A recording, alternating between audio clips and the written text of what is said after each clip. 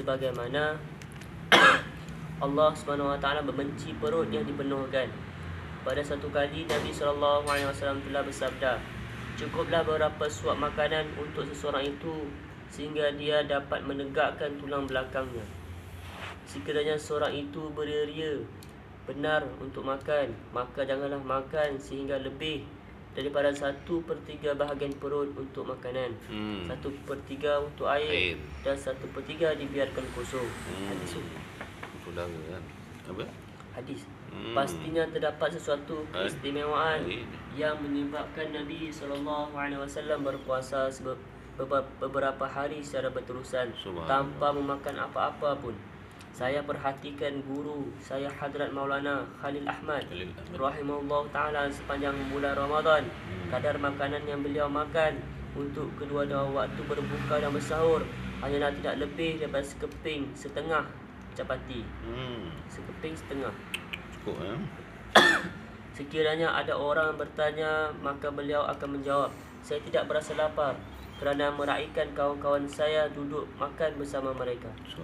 Lebih hebat daripada itu, saya mendengar bahawa Hadrat Maulana Syah Abdul Rahim Raipuri rahimahullah ta'ala tidak makan apa-apa pun semasa bersahur dan berbuka selama beberapa hari secara berterusan, kecuali beliau minum beberapa cawan teh tanpa susu sahaja. Pada satu kali, pembantunya yang mukhlis Hadrat Maulana Syah Abdul Qadir Raipuri telah memujuknya dengan berkata, Hadrat tidak makan apa-apa pun nanti akan menyebabkan tuan menjadi terlalu lemah. Beliau menjawab, Alhamdulillah, saya sedang menikmati kelazatan syurga. Semoga Allah SWT mengurniakan juga kepada kita hamba-hambanya yang berdosa ini taufik untuk mengikuti jejak mereka. Malah itulah sebenarnya satu nikmat. Maulana Sa'idi rahimahullah ta'ala berkata, orang yang memuja perut bukanlah orang yang berakal, kerana apabila perut penuh, fikiran akan kosong. Perkara keenam yang penting untuk diambil berat oleh orang yang berpuasa ialah perlu ada perasaan takut selepas menunaikan puasa, kerana tidak tahu sama ada puasa kita itu layak diterima ataupun tidak. Perasaan demikian perlu juga ada pada akhir setiap ibadat yang lain. Ini kerana mungkin ada kesilapan yang kita tidak sedar, lalu kerana kesilapan itu ibadat kita dicampakkan ke muka kita, yakni ia tidak diterima.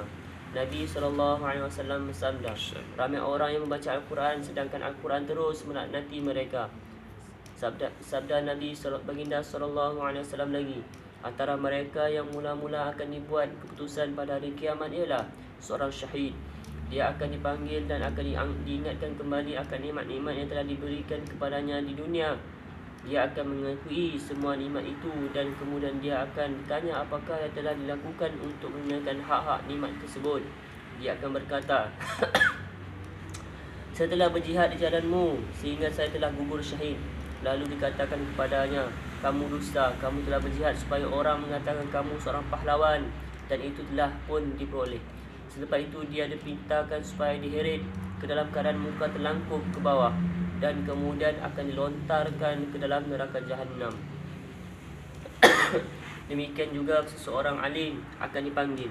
Dia pun akan diingatkan kembali akan nikmat-nikmat Allah SWT dan kemudian akan ditanya apakah yang telah dilakukannya terhadap nikmat-nikmat itu.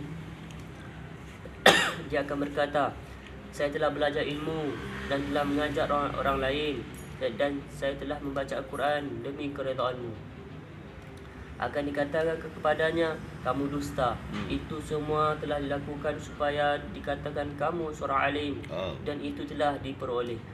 Dia juga akan diperintahkan supaya diheret dalam keadaan terlangkup dan dilontarkan ke dalam neraka Jahannam.